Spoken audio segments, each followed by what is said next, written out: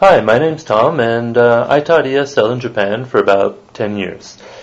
I first went overseas to teach because after I'd finished my education degree, it was pretty difficult to find full-time jobs at home, and at the same time I knew I wanted to live overseas again as I had done a term abroad in England.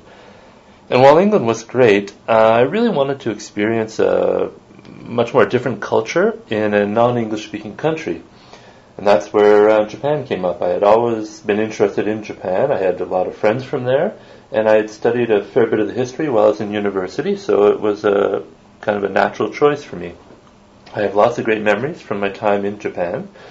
I guess most are probably based on seeing student successes there in the classroom.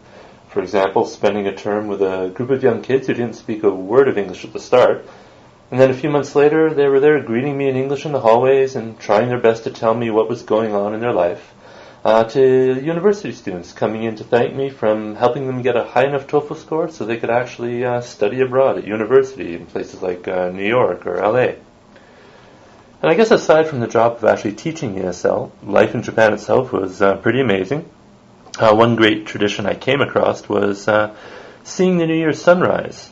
But from the top of a mountain. The tradition there is that a lot of people will hike up the mountains in the dark to see the sun rise on New Year's Day from the peak. So for my friend and I, off we went, and it rained all the way up. There was no clear sunrise, but we did have a cup of sake from the priest at the small temple at the top, and then took some time to cook cup noodles on my camping stove as the skies lightened a little bit, but the rain did continue.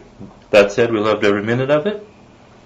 And I guess now that I'm back home, I'm already beginning to plan another long stay abroad. This time probably to Malaysia, but not before a year or two of my time spent in the UAE. It's kind of hard to explain the difference that teaching overseas has made in my life.